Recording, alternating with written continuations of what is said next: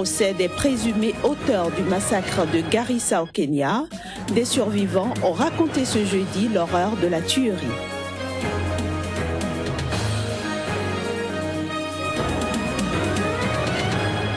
Enfin, le bras de fer se durcit entre l'opposition et le pouvoir au Venezuela. 3 députés anti-chavistes suspendus par la justice ont été investis mercredi au Parlement. Bonsoir et bienvenue à toutes et à tous dans cette nouvelle édition de l'information que nous allons démarrer par la République centrafricaine. 2 anciens premiers ministres s'affronteront le 31 janvier prochain au 2e tour de l'élection présidentielle dans ce pays.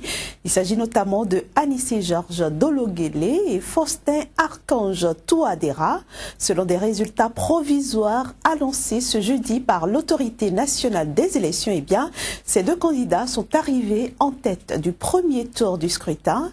Anissé Georges Dologuélé a recueilli 281 420 voix, soit 23,118% des suffrages exprimés, devant son principal rival Faustin Archange Touadéra, crédité de 229 764 voix, soit 19,42% des suffrages exprimés. Il faut dire que ces résultats doivent maintenant être validés par la Cour constitutionnelle.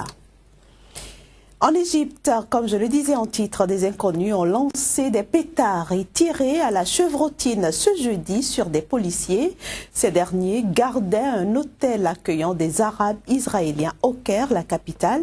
Aucune victime n'est à signaler, à en croire des responsables de la sécurité. Le communiqué du ministère de l'Intérieur indique que des inconnus se sont rassemblés près de l'hôtel des 3 Pyramides. En passant devant l'établissement, ils ont lancé des pétards et tiré à la chevrotine contre les policiers de garde qui ont riposté. Quelques dommages ont été subis par un bus stationné devant l'hôtel. Le bus attendait 40 touristes arabes israéliens qui n'étaient pas sortis de l'hôtel et qui sont indemnes. Un des assaillants, au nombre d'une quinzaine, a été arrêté. C'était un groupe de 15 à 20 jeunes hommes, âgés de 15 à 20 ans. Ils avaient des pétards et des cocktails Molotov. Et ils marchaient dans la rue quand tout à coup, ils ont lancé les pétards et attaqué le devant de l'hôtel. Cela a provoqué des dégâts et des fenêtres brisées.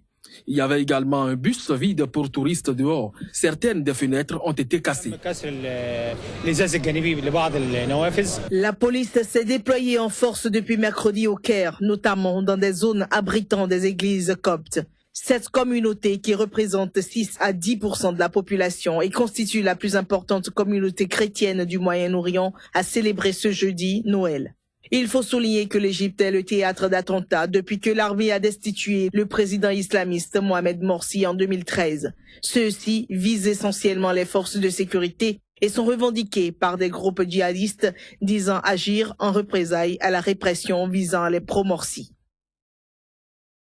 Rendons-nous maintenant en République démocratique du Congo. 15 personnes ont été tuées ce jeudi dans un massacre à caractère ethnique. Le drame s'est produit à l'est du pays, à Miriki, localité du Nord Kivu, à environ 110 km au nord de Goma. Les forces armées locales accusent des rebelles hutus-rwandais des forces démocratiques de libération du Rwanda d'en être responsables.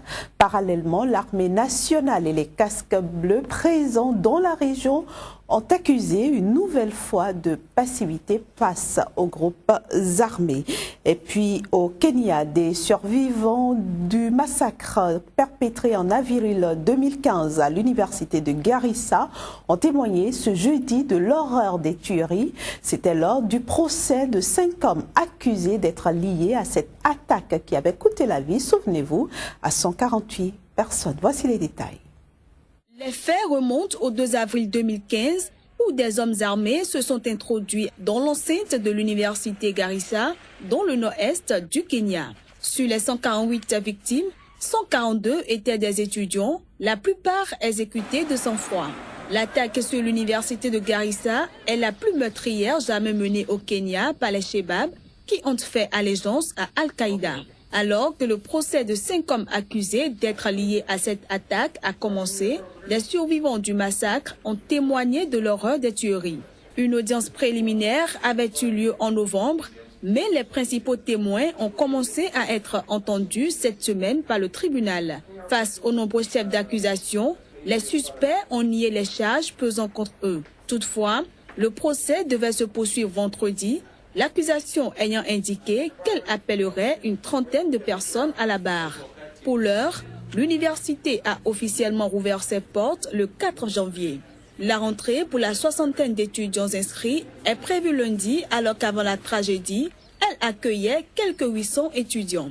Signalons que le Kenya est l'une des cibles privilégiées des Chebab depuis octobre 2011, date à laquelle Nairobi a commencé à fournir un contingent militaire à la force de l'Union africaine en Somalie, AMISOM, qui compte environ 22 000 soldats.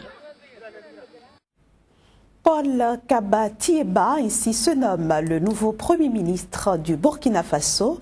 Cet économiste a été nommé par un décret signé mercredi du président élu Marc Christian Kaboré, titulaire d'un doctorat en monnaie, finance et banque. Eh bien, Paul Kaba Thiéba a pour principale tâche de l'heure de former un gouvernement devant remplacer celui de la transition qui a démissionné. C'était le 28 décembre dernier. Âgé de 55 ans, ce natif de Bobo Dioulasso, inconnu du grand public, était jusqu'à sa nomination administrateur délégué du Fonds de stabilité financière au sein de l'Union économique et monétaire ouest africaine. Remaniement ministériel en Tunisie ce jeudi, annoncé par un simple communiqué. Ce remaniement est notamment marqué par un changement au ministère de l'Intérieur. Il faut dire que certains postes avaient déjà connu quelques remplacements après l'attaque suicide, bien sûr, du 24 novembre dernier à Tunis. Nous vous proposons ici de suivre la réaction de quelques Tunisiens sur ce nouveau remaniement. Ce remaniement ministériel est intervenu au bon moment. En fait, on s'y attendait. Nous espérons que les nouveaux ministres seront plus actifs pour le bien de la Tunisie et de son économie. Les nouveaux responsables doivent s'intéresser à la Tunisie, au pays aux plus démunis, parce que le chômage fait rage. Si c'est le chef de gouvernement qui a décidé de faire ce remaniement, c'est que le pays a besoin de ce remaniement. Peut-être qu'il y a des ministres qui n'ont pas été à la hauteur. Nous avons besoin d'un ministère qui doit surveiller la corruption, parce que je pense que la corruption a pris des ampleurs assez grandes. Oui. Direction maintenant le Nigeria pour signaler que l'agence de lutte contre la corruption a épinglé Lawal Jafaru Issa, un proche du président Muhammadu Buhari, dans une affaire de détournement de fonds à l'occasion de contrats d'armement.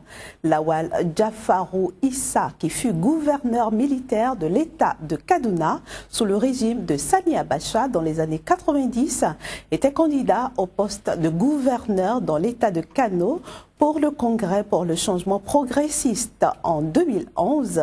Il a été arrêté mercredi soir à son domicile d'Abuja. La binationalité constitue-t-elle une menace à la souveraineté de l'État? C'est une question à laquelle l'avocat béninois maître Paul Kato Atita a essayé de répondre lors d'une conférence de presse qu'il a tenue ce jeudi même à Cotonou.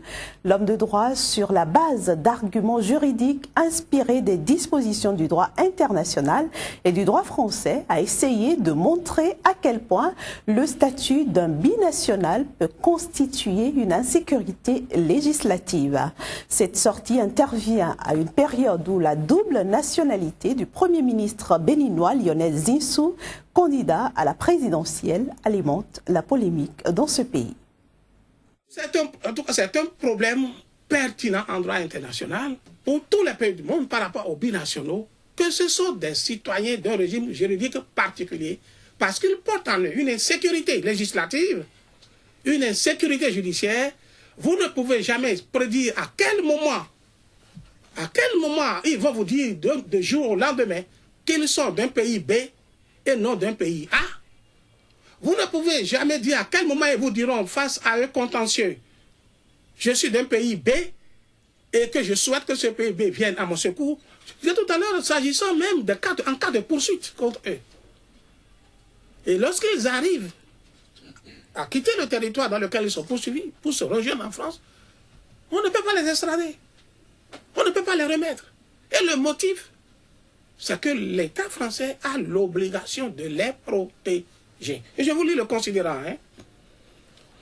Considérant que dans la question présentée, il ne s'agit que de crimes commis par un Français hors de France et contre des étrangers, que le Français prévenu des crimes ne peut, lorsqu'il s'est réfugié en France, être livré, poursuivi et jugé en pays étranger que sur la demande d'extradition qui nous sera faite par le gouvernement qui se prétend offensé. Que si, d'un côté, il est de notre justice de ne pas apporter d'obstacle à la punition du crime, lors même qu'il ne blesse ni nous, ni nos sujets, de notre côté, suivez très bien, de notre côté, suivez très bien, la protection que nous leur devons ne nous permet pas de les livrer à une juridiction étrangère sans de graves et légitimes motifs reconnus et jugés tels par nous. Vous avez ça dans le jurisprudence pénal 2010. Je vais vous donner un exemple. Je suis président d'un pays A. Je prête serment. Je suis élu. Je prête serment. Vous savez ce que c'est que le serment d'un président d'État? Et vous savez que le chef d'État peut aussi commettre des fautes pénales. Il peut être poursuivi. Il a les hautes cours de justice. Il a tout ça pour le juger. Ce cas m'arrive. Je suis aussi français. J'arrive à quitter le pays A et je vais au pays B, la France. C'est mon pays, second pays. Voilà. Pouvez-vous arriver à me juger?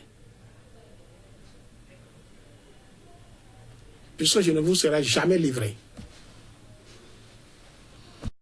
Abordons maintenant l'actualité internationale.